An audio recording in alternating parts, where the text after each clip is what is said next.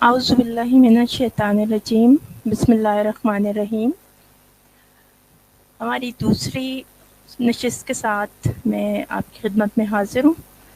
جیسے کہ دن کو ہم نے آپ کو تعارفی ایک نشست پیش کی تھی آپ کے سامنے، جس میں ہم نے مرزا کے بیٹے بشیر ایم اے کی کتاب سیرت المہدی کے بارے میں آپ کو اس کے تعارفی اور جو بھی اس کی روایات تھیں وہ ہم نے آپ کی خدمت میں پیش کی، اور اس کے بعد یہ جو دوسری نشست ہے ہماری، اس میں ہم اگلی روایات آپ کے سامنے پیش کریں گے، جو کہ میں ابھی آپ کو پڑھ کے سناؤں گی۔ پہلی نشست میں ہم نے 5 روایات آپ کو سنائی تھی، اب یہ اگلی روایت نمبر 6 ہے جو کہ سیرت المہدی کی ہے۔ اس میں روایت نمبر 6 میں ہے کہ بیان کیا مجھ سے والدہ صاحبہ نے کہ ایک دفعہ حضرت مسیح موعود اپنے باغ میں پھر رہے تھے، جب آپ سنگترا کے ایک درخت کے پاس سے گزرے تو میں نے یعنی والدہ صاحبہ نے یا کسی اور نے کہا کہ اس وقت تو سنگترا کو دل چاہتا ہے۔ حضرت صاحب نے فرمایا کہ کیا تم نے سنگترا لینا ہے؟ والدہ صاحبہ نے یا اس شخص نے کہا کہ ہاں لینا ہے۔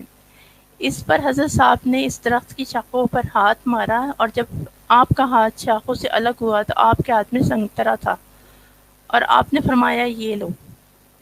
خاکسار نے والدہ صاحبہ سے دریافت کیا کہ سنگترا کیسا تھا؟ والدہ صاحبہ نے کہا زرد رنگ کا پکا ہوا تھا۔ میں نے پوچھا پھر آپ نے اسے کھایا؟ والدہ صاحبہ نے کہا یہ مجھے یاد نہیں۔ میں نے دریافت کیا کہ حضرت صاحب نے کس طرح ہاتھ مارا تھا؟ اس پر والدہ صاحبہ نے ہاتھ مار کر دکھایا اور کہا کہ جس طرح پھل توڑنے والے کا ہاتھ درخت پر ٹھہرتا ہے، اسی طرح آپ کا ہاتھ شاخوں پر نہیں ٹھہرا تھا، بلکہ آپ نے ہاتھ مارا اور فوراً لوٹا لیا۔ خاکسار نے دریافت کیا کیا اس وقت سنگترا کا موسم تھا؟ والدہ صاحبہ نے فرمایا نہیں، وہ درخت بالکل پھل سے خالی تھا۔ خاکسار نے یہ روایت مولوی شیر علی صاحب کے پاس بیان کی تو انہوں نے کہا کہ میں نے یہ روایت خلیفہ ثانی سے بھی سنی ہے۔ آپ بیان کرتے تھے کہ حضرت صاحب نے میرے کہنے پر ہاتھ مارا اور سنگترا دیا تھا۔ اب یہاں پہ اس روایت میں ایک تو ہم دیکھتے ہیں کہ جو مرزا صاحب کی بیگم صاحبہ کے متعلق ہے، یا پھر وہ بھی اس میں ان کے بیٹے نے لکھا ہے کہ کوئی کنفرم نہیں کہ وہ ان کی جو تھی بیوی تھی ساتھ یا کوئی اور شخص سے انہوں نے روایت کی کہ وہ سنگترا جب توڑ کے دیا تو وہ ایک تو انہوں نے کھایا بھی نہیں، اور دوسرا یہ کہا کہ وہ درخت جو تھا وہ پھل سے خالی تھا۔ تو یہ ایک طرح سے انہوں نے مرزا صاحب کی کوئی کرامت بیان کی ہے شاید، یا میرے خیال میں تو یہ پھر کوئی آنکھ کا جو ہے وہ تھا کہ نظر بندی والا کوئی جو مرزا صاحب کرتے تھے جادو وغیرہ، شاید اس کا کوئی اثر ہو۔ بہرحال اس پہ ہم تبصرہ کرنے کی بجائے اگلی روایت پہ بڑھتے ہیں۔ روایت نمبر 7 ہے، مجھ سے بیان کیا والدہ صاحبہ نے کہ حضرت مسیح موعود نے بیان کیا کہ ایک دفعہ جب میں کسی سفر سے واپس قادیان آ رہا تھا تو میں نے بٹالہ پہنچ کر قادیان کے لیے یکا کرائے پر کیا۔ اس یکے میں ایک ہندو سواری بھی بیٹھنے والی تھی۔ جب ہم سوار ہونے لگے تو وہ ہندو جلدی کر کے اس طرف چڑھ گیا جو سورج کے رخ سے دوسری جانب تھی، اور مجھے سورج کے سامنے بیٹھنا پڑا۔ جی اس کو آگے کیجیے گا۔ حضرت صاحب نے فرمایا کہ جب ہم شہر سے نکلے تو ناگہاں بادل کا ایک ٹکڑا اٹھا اور میرے اور سورج کے درمیان آ گیا اور ساتھ ساتھ آیا۔ والدہ صاحبہ سے دریافت کیا کہ کیا وہ ہندو پھر کچھ بولا؟ والدہ صاحبہ نے فرمایا یاد پڑتا ہے کہ حضرت صاحب نے فرمایا تھا کہ پھر اس ہندو نے بہت معذرت کی اور شرمندہ ہوا، اور والدہ صاحبہ نے فرمایا کہ وہ گرمی کے دن تھے۔ یہی روایت مجھ سے مولوی شیر علی صاحب نے بیان کی۔ انہوں نے خود مسیح موعود سے یہ واقعہ سنا تھا، صرف اختلاف یہ ہے کہ مولوی صاحب نے بٹالہ کی جگہ امرتسر کا نام لیا، اور یقین کیا کہ اس بات پر کہ اس ہندو نے اس غرق عادت کو محسوس کیا تھا اور بہت شرمندہ ہوا تھا۔ تو یہ ان دو روایات میں جو ہے آپ نے دیکھا کہ وہ مرزا صاحب کی جو ہے کرامات اور خرق عادت کے بارے میں آپ کو بتا رہے ہیں کہ وہ انہوں نے جو کی. تو اگر اتنی ان میں تھی اتنے مرزا صاحب میں کرامات ہوتی تو وہ پھر آپ کو پتہ ہے کہ کئی جو ہم نے روایات بعد میں بھی پڑھی ہیں کہ ان کی اپنی جو حالت تھی، پھر جو ان کے پاس مریض آتے تھے دعا کرانے شفا اس کے لیے، تو پھر یہ کرامات مرزا صاحب نے وہاں پہ کیوں نہیں ظاہر کی کہ وہ اسی طرح کر کے ان کو بھی کم سے کم ٹھیک کر دیا کرتے اور ان کے مسئلے حل کر دیا کرتے. بہرحال اگلی روایت کی طرف ہم چلتے ہیں. روایت نمبر 8 ہے. بیان کیا مجھ سے والدہ صاحبہ نے کہ ان سے مسیح موعود نے بیان کیا کہ ایک دفعہ کسی مقدمے کے سلسلے میں ڈلہوزی پہاڑ پر جانا تھا. راستے میں بارش آ گئی. میرے ساتھی نے آگے بڑھ کر مالک مکان سے اندر آنے کی اجازت چاہی مگر اس نے روکا. اس پر اس کی باہم تکرار ہوگی اور مالک مکان تیز ہو کر گالیاں دینے لگا. حضرت صاحب نے فرمایا کہ میں یہ تکرار سن کر آگے بڑھا اور یوں ہی میری اور مالک مکان کی آنکھیں ملی تو بیشتر اس کے کہ میں کچھ بولوں اس نے اپنا سر نیچے ڈال دیا. یہ یہاں پہ دیکھیں کہ ابھی وہ کہہ رہے ہیں کہ مرزا صاحب کی ایک اور کرامت ہو گئی تھی کہ وہ جو مالک مکان تھے ان سے نظر ملتے ہی وہ جو تھے انہوں نے سر نیچے ڈال دیا. اس سے پہلے کرامت ظاہر نہیں ہوئی. جب مالک مکان نے تکرار کی اور باہم گالیاں دے لیں اس کے بعد حضرت صاحب نے اپنی جو ہے وہ کرامت دکھانی شروع کی اور مالک مکان نے کہا کہ اصل میں بات یہ ہے کہ میری ایک جوان لڑکی ہے اس لیے میں گھر میں. اب یہاں پہ دیکھا جائے تو یہ بالکل ایک عجیب سی بات بنتی ہے اخلاقی طور پہ بھی کہ ایک بندے کے گھر میں اگر اس کی بیٹی ہے اور وہ آپ کو گھر میں نہیں رکھنا چاہتا، لیکن جو ہے یہ یہاں پر معاملہ جو ہے مرزا اور اس کے جو ساتھ تھے ہماری انہوں نے معاملہ جو ہے وہ گالی گلوچ تک پہنچا دیا تھا. یعنی وہ ایک بندہ اجنبی ہے، آپ کو جانتا بھی نہیں ہے، پھر اس کے گھر میں اس کی خواتین بھی ہیں، تو وہ ایک راہ چلتے آدمی کو آپ آج بھی سوچیں، اس وقت کا تو وقت اور تھا کہ وہ اپنے گھر میں اس کو کیسے آنے دیتا. تو یہاں سے زیادہ لگا لے کہ مرزا صاحب کی کتنی اخلاقیات تھی. بہرحال اگلی روایت ہے کہ مجھ سے بیان کیا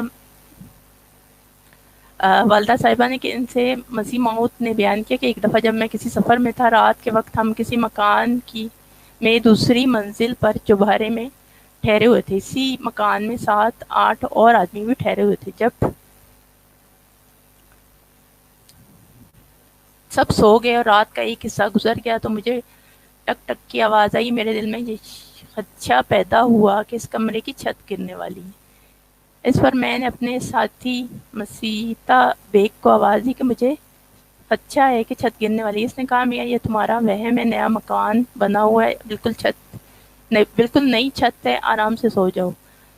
مرزا صاحب فرماتے ہیں کہ میں پھر لیٹ گیا لیکن تھوڑی دیر بعد پھر وہی میرے دل میں غالب ہوا اور میں نے اپنے ساتھی کو جگایا. اس نے پھر اسی قسم کا جواب دیا. پھر میں لیٹ گیا.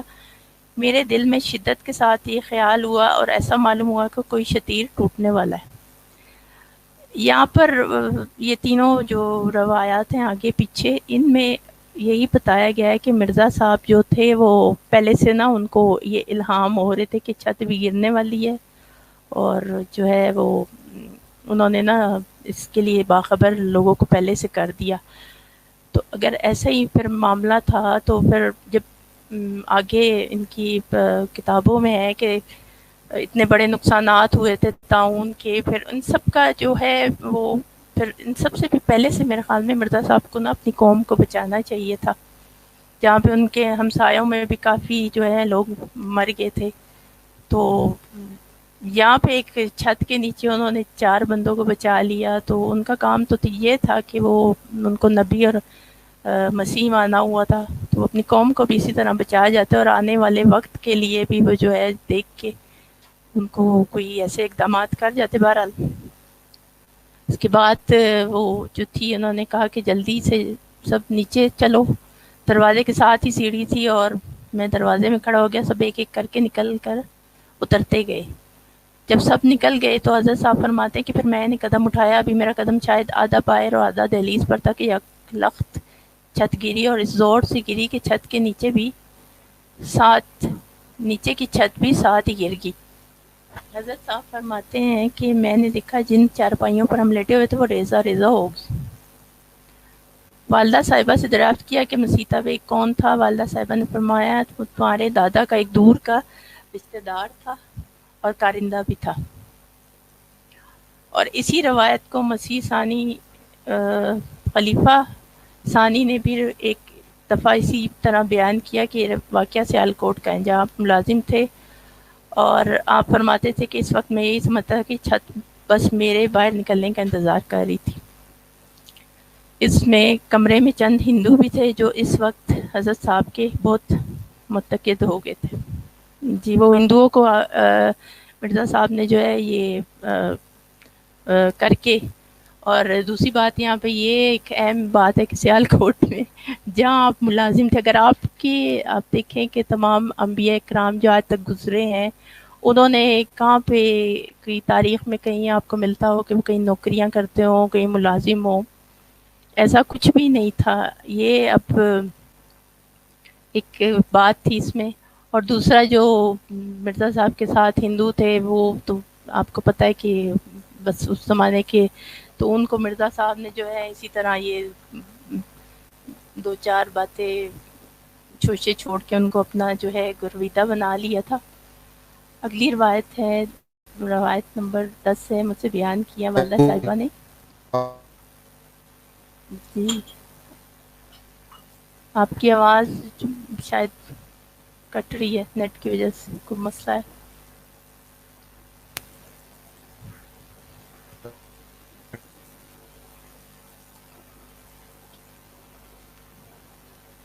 جی جی ہیلو،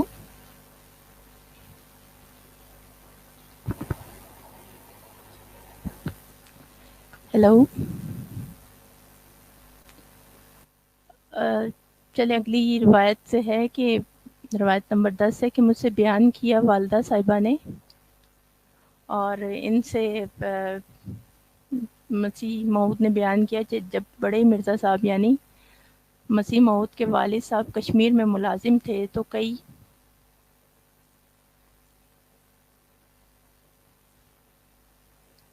دفعہ ایسا ہوا کہ ہماری والدہ نے کہا کہ آج دل کہتا ہے کہ کشمیر سے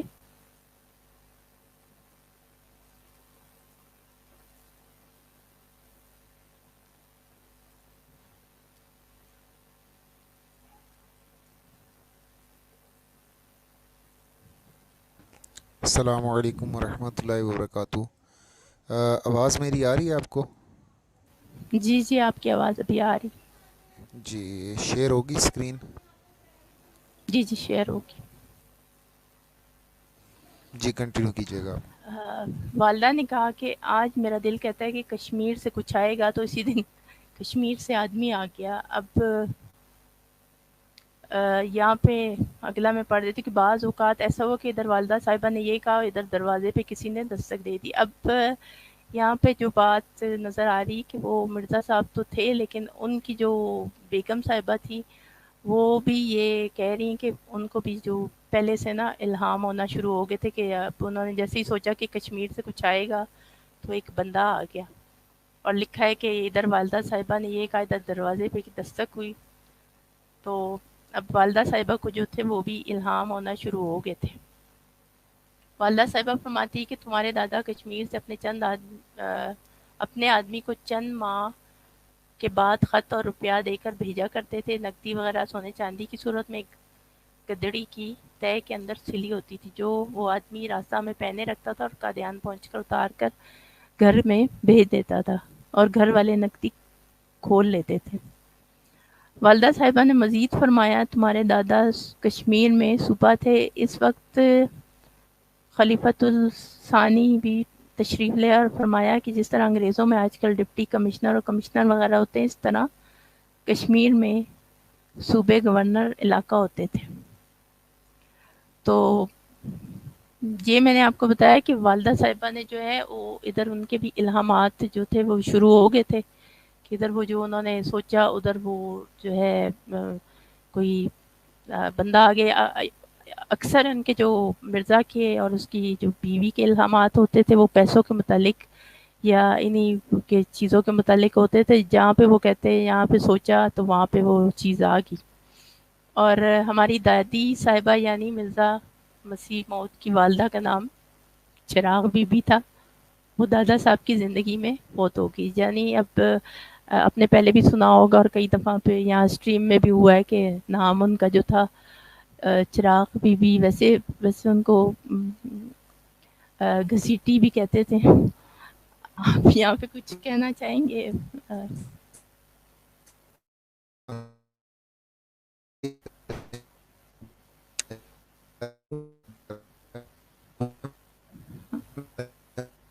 آپ کی آواز شاید باقیوں کو آ رہی ہے, کوئی کمنٹ کر کے بتا دیں.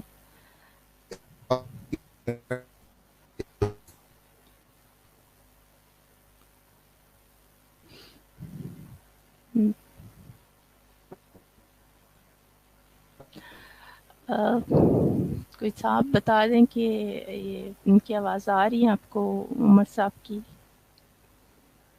مجھے تو نہیں آ رہی.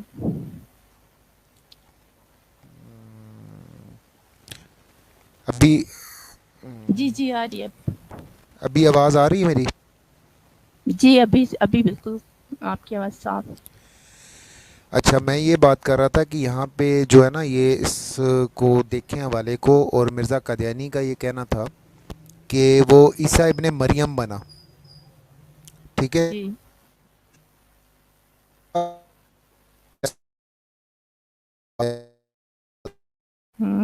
آپ کی آواز میں پھر کوئی مسئلہ ہے؟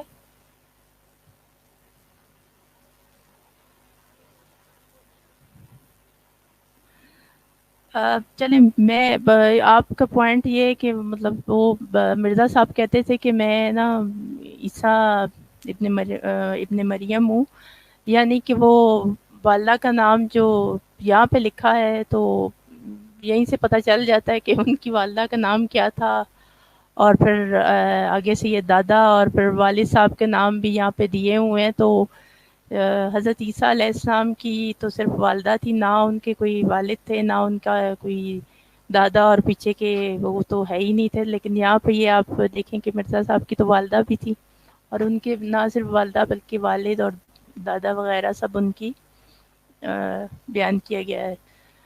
تو یہ حوالے جات جو ہیں مرزا کے اپنے گھر کے ہیں, اور یہ انہی کو جھوٹا ہی کر رہے ہیں. تو بس حضرت صاحب, جی حضرت صاحب سے ان کو بہت محبت تھی. میں نے کئی دفعہ دیکھا ہے کہ ان کا ذکر فرماتے آپ کی آنکھیں ڈب ڈبا آتی تھی, کیونکہ وہ جب مرزا صاحب نے اپنے والد کی پینشن چوری کی تھی تو کافی عرصہ وہ گھر سے باہر رہے تھے, اور اس پر جو ہے والدہ صاحبہ کا جو ان کی مرزا کی جو والدہ تھی اس کا انتقال ہو گیا, تو تب وہ کہیں ان کو معافی ملی اور گھر آنے کی. تو بہرحال یہ آپ کو نظر آ گیا جو یہاں لکھا ہے کہ ان کو بہت زیادہ محبت تھی. تو یہ تو سارے ان واقعات سے ہی ظاہر ہو رہا ہے کہ کتنی محبت تھی. اب ہم اگلا پڑھتے ہیں کہ روایت نمبر 11 ہے کہ مجھ سے بیان کیا والدہ صاحبہ نے کہ حضرت مسیح دنوں میں سے منگل کے دن کو اچھا نہیں سمجھتے تھے.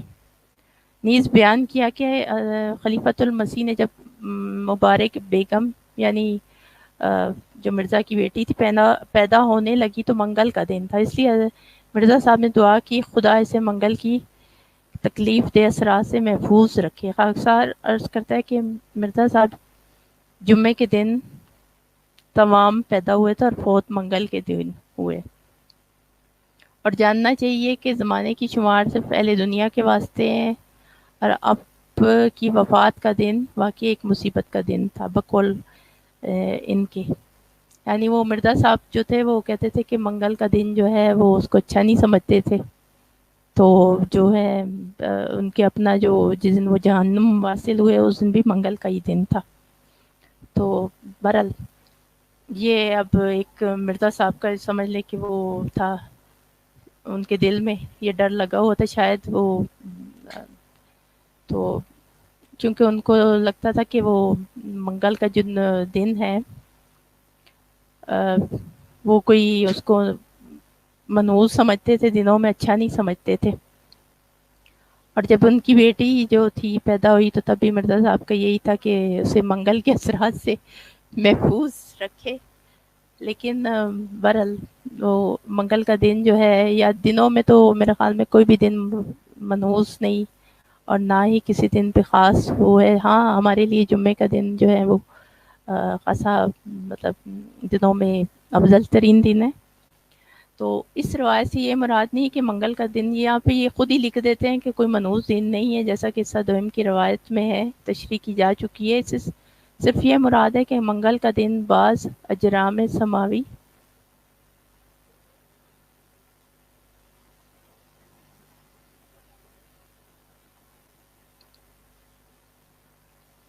کے مخفی اثرات کے تحت وہ اپنے اندر سختی اور تکلیف دہ پہلو رکھتا ہے. یہ انہوں نے بیان کیا کہ مخفی اثرات کے تحت اپنے اندر سختی اور تکلیف دہ پہلو رکھتا ہے. اب منگل کے دن کا اس میں کیا قصور ہے؟ اگر مرزا صاحب نے اسی دن جنم حاصل ہوئے ہیں تو میرے خیال میں نہیں ہے کہ یہاں پہ کہ کسی بھی دن ہوتے وہ دنیا سے جاتے تو وہ دن کوئی برا تھا.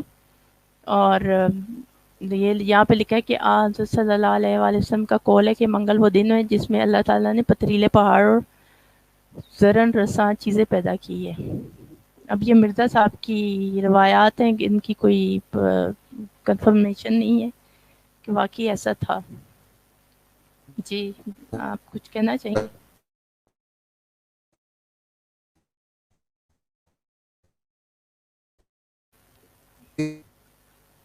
آپ کی آواز کا مسئلہ آ رہا ہے مسلسل.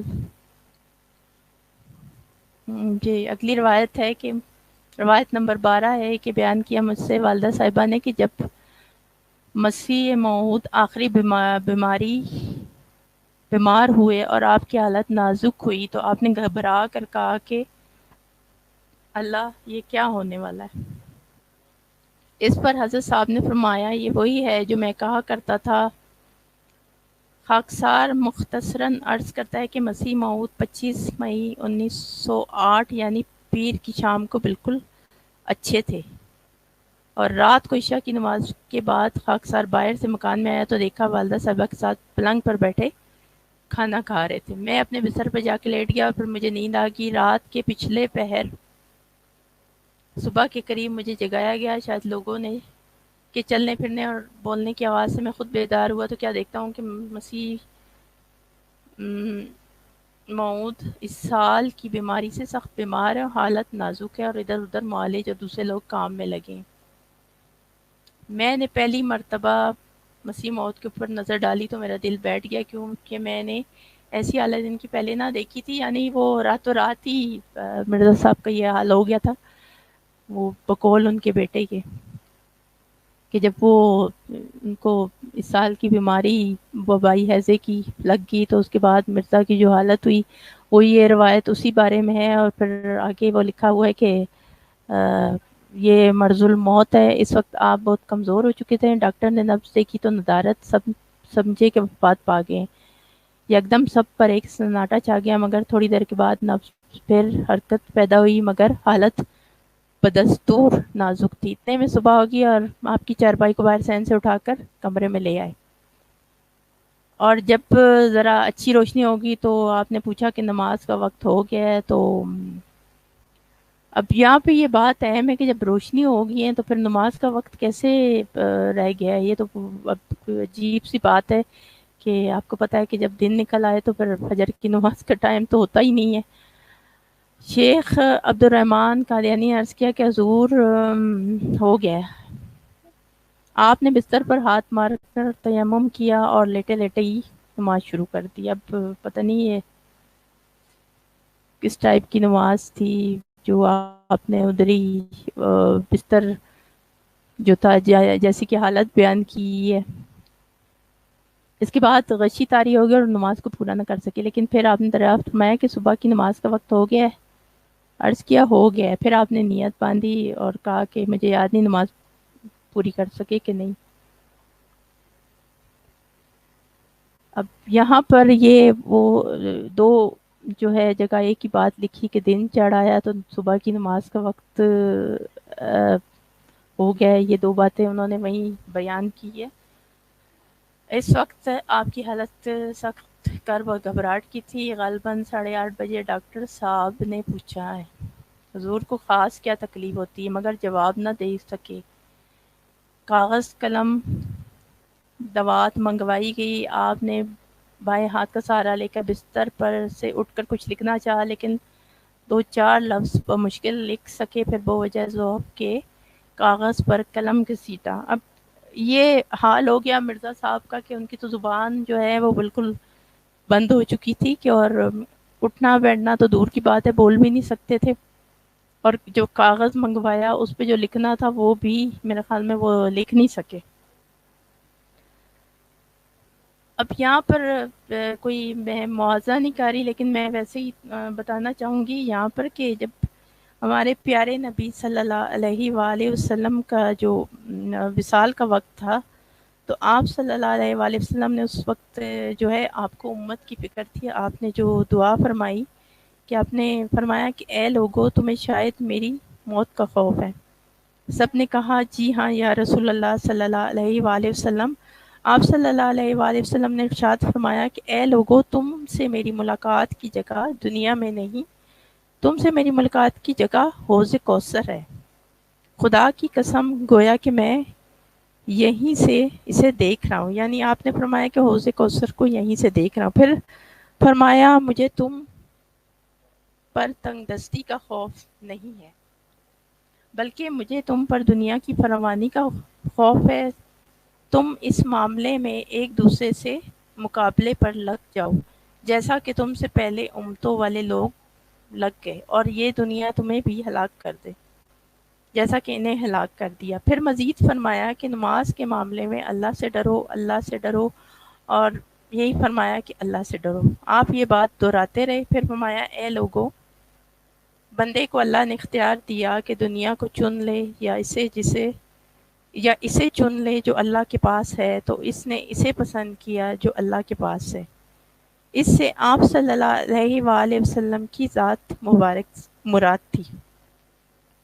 آخر میں یہ دعا فرمائی کہ اللہ تمہیں ٹھکانہ دے، تمہاری حفاظت کرے، تمہاری مدد کرے اور تمہاری تائید کرے، اور پھر فرمایا کہ قیامت کے دن تک آنے والے میرے ہر ایک امتی کو میرا سلام پہنچا دینا۔ اور آخری لمحات میں بھی آپ صلی اللہ علیہ وآلہ وسلم کو اپنی امت کی اتنی فکر تھی کہ آپ صلی اللہ علیہ وآلہ وسلم نے یہ دعا فرمائی کہ مجھے وہ اعلیٰ و عمدہ رفاقت پسند ہے، میں اللہ کی، انبیاء کی، صدیقین، شہداء اور صالحین کی رفاقت اختیار کرتا ہوں۔ حضرت عائشہ فرماتی ہیں کہ میں سمجھ گئی کہ انہوں نے آخرت کو چن لیا ہے۔ تو یہ بات تھی ہمارے پیارے آقا صلی اللہ علیہ وآلہ وسلم کی، کہ ان کے جو سال کا وقت تھا، انہوں نے جو ہے آخر تک کون سی دعا مانگی اور اپنی امت اور آنے والے لوگوں کے لیے دعا مانگی، اور ان کے جو ہے اسی میں ان کا وصال ہوا۔ اب یہاں پہ جو ہم یہ دیکھ رہے ہیں کہ وہ مرزا صاحب کی جو تھی زبان تو ویسے بند ہو چکی تھی، اور جو انہوں نے لکھنا چاہا وہ بھی نہ وہ لکھ سکیں۔ تو آخری تحریر زبان کی تکلیف کا اظہار تھا اور کچھ پڑھا نہیں جاتا تھا، یعنی یہی لکھا تھا کہ جو آپ کی جو زبان تھی وہ بند ہو گئی تھی۔ شاید مرزا نے یہی لکھا تھا کہ جو ہے کوئی زبان جو ہے وہ بولنے سے قاصر ہے تو کوئی دوا دی جائے، میرے خیال میں ان کا یہی کہنا تھا۔ 9 بجے کے بعد حضرت صاحب کی حالت زیادہ نازک ہو گئی اور تھوڑی دیر بعد آپ کو غرغرہ شروع ہو گیا۔ غرغرہ میں آواز وغیرہ نہیں تھی، صرف سانس لمبا لمبا اور کھینچ کر آتا تھا۔ اس وقت آپ کے سرانے کھڑا تھا۔ یہ دیکھ کر والدہ صاحبہ جو اس وقت ساتھ والے کمرے میں تھیں اطلاع دی گئی، وہ ماں چند مستورات کے آپ کی چارپائی کے پاس آ کے بیٹھ گئی۔ اب ادھر ہے کہ وہ جو ہے ان کی پہلے تو زبان بندی ہوگی، پھر اس کے بعد جو ہے وہ اللہ تعالیٰ کی پکڑ شروع ہوئی، تو آپ دیکھ سکتے ہیں کہ وہ جو حالت ہونا شروع ہوگی، اور پھر جو سارے تھے وہ ارد گرد اکٹھے ہو گئے، اور ڈاکٹر محمد حسین شاہ لاہوری نے آپ کی چھاتی کے پاس انجیکشن یعنی دوائی کی پچکاری کی جس سے وہ جگہ کچھ ابھر آئی، مگر کچھ افاقہ نہ ہوا، بلکہ بعض لوگوں نے برا بنایا کہ اس حالت میں آپ کو کیوں تکلیف دی گئی ہے۔ تو بہرحال وہ جو بھی تھے ارد گرد وہ ان کا علاج کرتے رہے، اور پھر کوئی بھی اس کا حل نہ نکلا، اور سانسوں کا جو وقفہ تھا وہ لمبا ہوتا گیا، اور آپ نے لمبا سانس لیا۔ اب آپ یہاں پہ دیکھیں کہ ساری روایت کے اندر کہیں پہ بھی نہیں لکھا کہ جو وقت سے پہلے کوئی انہوں نے کوئی کلمہ کچھ یا کچھ ہو ادا کیا ہو، یا کوئی ایسی بات ہو، یا ان کے کان میں کسی نے پڑھا ہو، ان کی بیوی نے یا باقی جو ان کے ارد گرد اتنے لوگ اکٹھے تھے، کیونکہ اللہ نے ان کو توفیق نہیں دی تھی۔ جو اس طرح کے دجال اور جو کذاب ہوتے ہیں ان کو اللہ تعالیٰ کی طرف سے اس چیز کی توفیق ہوتی ہی نہیں، اور ان کی موت ایسے ہی ہوتی ہے۔ والدہ صاحبہ کی یہ روایت تو شروع میں درج کی گئی ہے، جب دوبارہ والدہ صاحبہ کے پاس برائے تصدیق بیان کی کہ مسیح موعود کی وفات کا ذکر آیا، تو والدہ صاحبہ نے فرمایا کہ مسیح موعود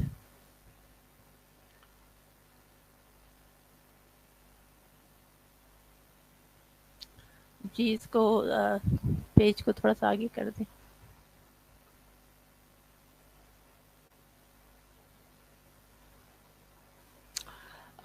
والدہ صاحبہ نے فرمایا کہ مسیح موت کو پہلا دست کھانا کھانے کے وقت آیا، مگر اس کے تھوڑی دیر بعد تک ہم لوگ آپ کے پاؤں دباتے رہے، پھر آپ آرام سے لیٹ کر سو گئے۔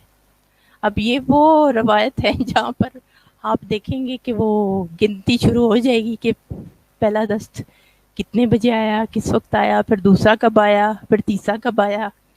اب اس پہ تو کئی دفعہ بات ہو چکی ہے، میں تو اب زیادہ یہ بات کر ہی نہیں سکتی، لیکن یہ ہے کہ میں بتانا یہ چاہ رہی ہوں کہ جب کسی بھی جگہ ایسی صورتحال ہوتی ہے کہ جہاں کوئی بندے کا اس طرح مسئلہ ہو کہ اس کی طبیعت خراب ہو، تو گھر والے اور بیوی بچے بیٹھ کے وہ گنتے رہتے ہیں کہ ایک بار دست آیا، پھر اس کے بعد دوسرا جو ہے وہ اتنی ٹائم کے بعد آیا۔ مطلب وہ اس چیز کو یہ لکھنے والی ایک آکورڈ سی بات ہے کہ یہ چیز آپ اتنی تفصیل میں لکھ رہے ہیں۔ اور دوسری بات یہ ہے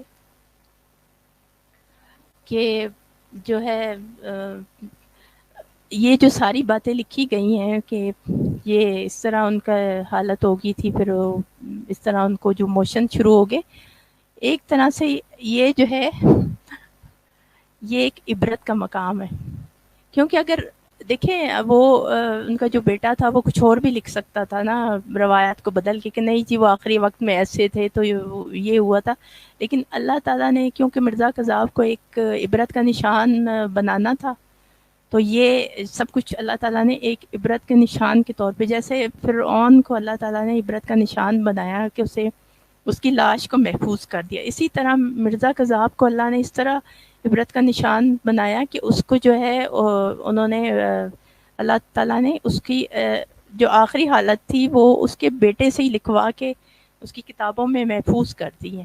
اب یہ ایسے حوالے ہیں کہ جو میرے خیال میں کوئی بھی مرزئی جو ہیں قادیانی وہ اس پہ آ کے کبھی بھی بات نہیں کریں گے، نہ وہ اس کو بس وہ آپ کو بولتے رہیں گے کہ نہیں ایسا نہیں تھا تو یہ تھا، تو لیکن کبھی آپ کو یہ روایت آپ سامنے رکھو تو کبھی بھی آپ کو پڑھ کے نہ سنائیں گے، اور نہ ہی اس کا جو ہے وہ کوئی پیش کر سکتے ہیں کہ یہ غلط ہے، کیونکہ ان کے اپنے جو ہے وہ کتابوں میں یہ لکھی ہوئی ہے۔ تو میرے خیال میں کہ ایک عبرت کا مقام ہے مرزیوں کے لیے، ان کو سوچنا چاہیے کسی کی بھی موت ایسی آج تک جہاں تک ہے کہ ہم نے نہیں دیکھی کسی کتابوں میں کسی کہیں لکھا ہو کہ کوئی، اور پھر انبیاء کرام تو بہت ان کی اعلیٰ و عرفہ ذات ہے، کسی جو بزرگان دین تھے ان کی بھی کوئی کسی اس میں اتنا کوئی نہیں ہے کہ کسی کی، اور باقی ایک عام مسلمان کی بھی اتنی ذلت والی موت نہیں جتنی یہ مرزا کذاب کی موت ہوئی، اور اس کو اللہ تعالیٰ نے آنے والی نسلوں کے لیے عبرت کا نشان بنا دیا۔ جی یہاں پہ ہمارے ساتھ ابھی کچھ کالر موجود ہیں، وہ اس بارے میں اگر کچھ کہنا چاہیں گے۔ پہلے غلام مدنی صاحب ہیں، جی آپ فرمائیے۔ السلام علیکم ورحمۃ اللہ۔ وعلیکم السلام ورحمۃ اللہ وبرکاتہ۔ جی جس طریقے سے آپ بات کر رہے تھے تو میں سن رہا تھا بڑے غور سے، اور جو آپ نے وہ چھت گرنے کی اور اس کے بعد وہ جو ان کی الہام ہونے لگے تھے، وہ تو ایسے ہو گیا کہ اینٹ اٹھائیں اور نیچے سے ان کو الہام ہونے شروع ہو جاتے ہیں ہر ایک کو. تو ابھی وہ چھت گرنے کی بھی وہ یہ لاش نے ان کے دل میں ڈالا ہوگا، تو ٹٹی متر بھی ان کی جو ہے وہ اپنی ہی ہے. لیکن جو جی وہ کشمیر سے ان کے لیے ایک آدمی آیا تھا، وہ ان کی والدہ صاحبہ کے لیے، تو وہ پوچھنا جی یہ جی تھا کہ وہ ان کو الہام ہوا تھا یا انہوں نے خود اس کو بلایا تھا. کیونکہ جس طریقے سے وہ انتظار کر رہی تھیں اور دروازے کے باہر کھڑی ہوئی تھیں، وہ تو ایسا لگ رہا تھا جیسے انہوں نے خود بلوایا ہو اس کو. اور کیسی ان کی وہ جی بالکل. ٹونک وائن کا جیسے شکار ہو نا آدمی، تو یہ ٹونک وائن کا بالکل پورے طریقے سے شکار تھا کہ اس کو کسی چیز کا ہوش نہیں تھا کہ یہ کیا بول رہا ہے، کیا لکھ رہا ہے. اور اس کے بعد جو اس کا بیٹا تھا وہ سونے پہ سہاگا، جو اس نے سیدھا سیدھا سچا لکھ دیا اس کے بارے میں. ابھی یہ قادیانیوں کے بارے میں آج ایک پروگرام میں وہ کہہ رہے تھے کہ جی انہوں نے بھی ایک وہ شروع کر دیا ہے کہ احادیث مبارکہ جیسے ہمارے نبی پاک صلی اللہ علیہ وسلم کی صحیح احادیث ہیں اور دوسری احادیث ہیں، ان کے درمیان جو وہ ایک چیکنگ کرنے کے لیے ایک ٹیم ہوتی ہے، وہ بھی انہوں نے بنا دی ہے. وہ بھائی 1000 ٹیمیں بنا لو، 1000 دفعہ ان کی چیک کرا لو، پھر بھی ان کو جھٹلا تو نہیں سکتے ہو. ہوا تو وہی ہے جو اس نے مرزا بشیر احمد نے لکھ دیا ہے، حقیقت تو وہی ہے. اور جو وڈا مرزا تھا، مرزا سینئر، وہ تو اللہ اللہ پتہ نہیں کیا، اس کو تو ایسا لگتا ہے کہ دنیا کا ہر نشہ ختم ہو گیا تھا جو وہ نشہ کر کے یہ سب کچھ لکھتا تھا. صبح کچھ اور لکھا، دوپہر کو کچھ اور لکھا، شام کو پھر ان دونوں باتوں کے خلاف کچھ اور لکھ دیا. لو جی. جی آپ کی بات بالکل ٹھیک ہے کہ وہ میں نے آپ کو وہی حوالے پہ بتایا نا کہ مرزا کی جو بیگم تھی نصرت جہاں، ان کو جو ہے وہ اب یہاں پہ لکھا ہے کہ ان کو الہام ہوا تھا. ظاہر ہے اب وہ جو ایک چیز ہے، آپ کی بات صحیح ہے کہ انہوں نے کسی بندے کو خود بلوایا تھا یا پھر وہ الہام تھا. اب یہ تو ہم جانتے ہی ہیں کیونکہ وہ جو بیگم صاحبہ تھی وہ آپ کو پتہ ہے کہ وہ اپنی ایک شہرت رکھتی تھیں، ان باتوں میں ان کی ایک الگ ہی تھی. تو وہ انہوں نے کہا کہ میرا دل کہتا ہے کہ آج کشمیر سے کچھ آئے گا. تو اسی دن کشمیر سے وہ جو ہے وہ بندہ آ گیا. تو وہ کہتے ہیں کہ ادھر والدہ صاحبہ نے کہا، ادھر دروازے پر کسی نے دستک دی. یعنی کہ اب اس سے آپ کی بات بھی بالکل صحیح ہے کہ ایک بندے کو آپ نے نا شاید بلایا ہو. پھر ان کے مرزائیوں کے گھروں میں تو آپ کو پتہ ہے اسی قسم کے ڈرامے ہوتے ہیں، کیونکہ مرزا ابھی جب کوئی واقعہ ہو چکتا تھا تو اس کے بعد اس کو الہام ہوتا تھا کہ یہ ایسا ہی ہونا تھا. تو بیگم نے ذرا تھوڑا سا وہ پہلے سے چالاکی دکھائی کہ وہ بندے کو بے شک آنا تھا تو اس نے پہلے کہہ دیا کہ وہ آئے گا، تاکہ نہ کوئی شک پڑے اور نہ کوئی سوچے کہ واقعی وہ کہیں کہ ہاں الہام ہوا تھا. تو بندہ ادھر وہ کہا ہے تو ادھر وہ تشریف لے آیا ہے. جی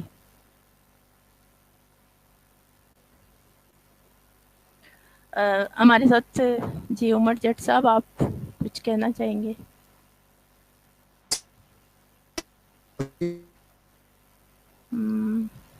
کی آواز مجھے تو نہیں آ رہی. عمر بھائی باقی آپ کی آواز جب سے بھی مطلب پروگرام شروع ہوا ہے بار بار آپ کی آواز ایسے کٹ کٹ سے آ رہی ہے، نہیں آ رہی ہے آپ کی آواز بالکل. آپ کی آواز شاید کوئی مسئلہ کر رہی ہے. جی اگلے کالر ہیں ہمارے ساتھ اے آر خان صاحب. جی السلام علیکم. وعلیکم السلام. جی جی آپ یہ اس میں منگل والی روایت شاید میں سن نہیں سکا، وہ بھی تھی نہیں جگہ. جی وہ منگل کو منحوس سمجھتے تھے. جی ہلو، بالکل. جی جی یہ جو عام والی ہے، پہلی بات تو یہ ہے کہ یہ ایک شوبدہ آواز آدمی بھی تھا. عباس صاحب جو دھیانوی، اس کے بڑے مدرس تھے، بڑے معاون تھے. اور وہ 9 مہینے سال کی مسلح مود کی مدت پہ اس کی موافقت میں اشتہار بھی نکالا تھا. تو یہ انہوں نے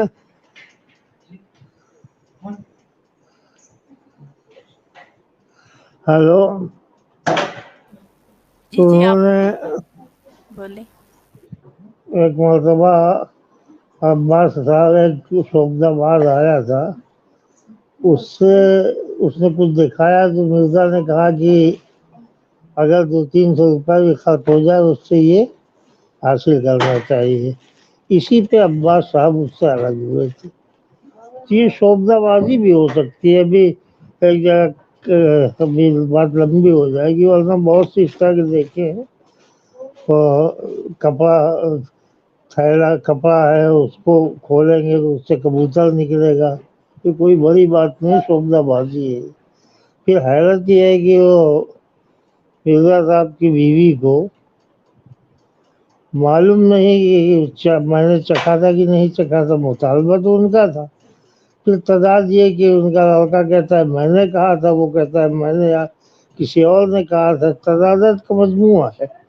حالانکہ صورت الندی کے شروع میں یہ بشیر احمد امی نے یہ پوری وضاحت کر دی ہے. جب ایک بھائی بتا رہے تھے اصول حدیث کی انداز سے اس کو مرتب کیا گیا کہ اگر مجھ سے کہیں کہا ہے تو بیان کیا مجھ سے، اگر کئی لوگ ہیں تو بیان کیا ہم سے، اور اگر کسی مجمع میں کہا ہے راوی نے تو بیان کیا میں نے لکھا ہے. تو شروع میں مجھ سے اس کی وضاحت کی.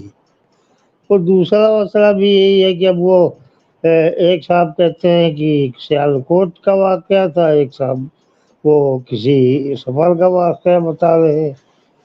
تو یہ اکٹھا کیے گئے ہیں. باقی یہ جو آخری روایت ہے اس پہ مستقل صرف ایک دن اسی کو رکھیے، یعنی یہ جو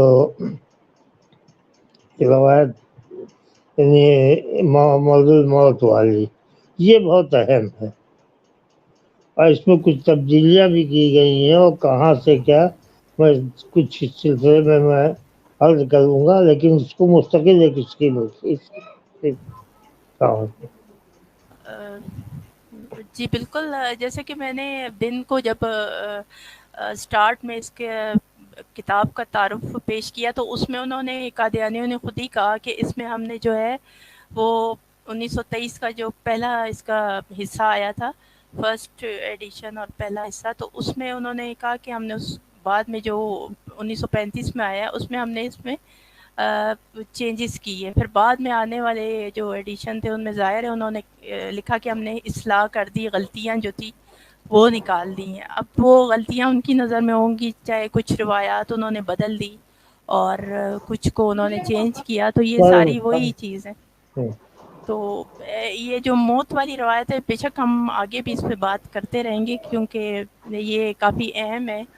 تو اس پہ یہ تو چلتا رہے گا کیونکہ اب ڈیلی جو ہے سیرت المہدی پہ اس کے اور اس پہ بات ہوگی. اور جیسا کہ آپ نے کہا کہ اس کو انہوں نے نعوذ باللہ وہ احادیث کے مطابق کہ یہ روایت فلاں سے فلاں نے بیان کی، تو کوشش وہی کی ہوئی ہے انہوں نے کہ ہم اس کو اسی طرح بیان کریں، لیکن بہرحال وہ چیز ہے نہیں کیونکہ آگے آپ دیکھیں گے کہ مرزا کی زندگی اور اس کے واقعات میں زمین و آسمان کا تضاد ہے ان روایات میں اور باقی باتوں میں. تو جیسے جیسے ہم آگے چلیں گے وہ آپ کو پھر خود بھی پتہ ایک چلتا رہے مرتبہ گا. کسی نے لکھا تھا کہ عیسائی لوگ یہ حدیث کے عنوان سے حضرت عیسیٰ علیہ السلام کی روایتیں میں نے چھاپی ہیں. تو میں نے تحقیق کی تو پتا یہی سیرت المہدی اردو بسم اللہ الرحمن الرحیم سے شروع کیا ہے، مضمون نگار نے سب لکھا تھا. تو یہی سیرت المہدی انہوں نے عربی ایڈیشن چھاپا تھا. اس پہ دھوکہ ہوتا تھا کہ جیسے عیسائیوں نے کیا ہے مسلمان سمجھتے تھے کہ حضور کی روایات ہے. دھوکہ تو بہرحال ہے، لیکن اللہ نے لکھوایا ہے اس کو دلیل کرنے کے لیے خود اس کے ہاتھ سے. ٹھیک، شکریہ.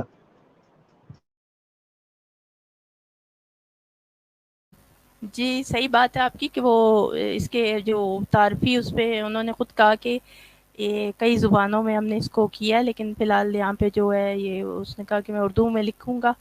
تو بعد میں انہوں نے جو ہے اس کو پھر کئی زبانوں میں کنورٹ کیا، وہ مسلمانوں کو دھوکہ دینے کے لیے، کہ جو باہر جو نہیں جانتے تھے کہ یہ جو ہے مطلب ایک مذہبی کتاب کے طور پہ سامنے لائیں، تو اس لیے پھر اس کو جو ہے وہ عربی میں بھی انہوں نے کیا۔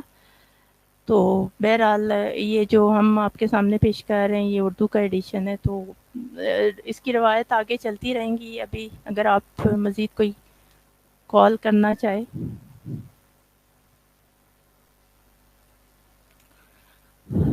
جی ابھی تقریباً ہماری اسٹریم کا ٹائم جو ہے 1 گھنٹے کا ہو گیا ہے، تو آج کے لیے میرے خیال میں اتنی روایات کافی ہے۔ کل جو ہے اس سے اگلی جو ہے اور یہ جو آج آخری جو تھی مرزے کی موت والی، اس روایت پہ بھی کل بات کریں گے، اور اس سے مزید جو اگلی روایات ہیں ان پہ بھی ہم بات کریں گے۔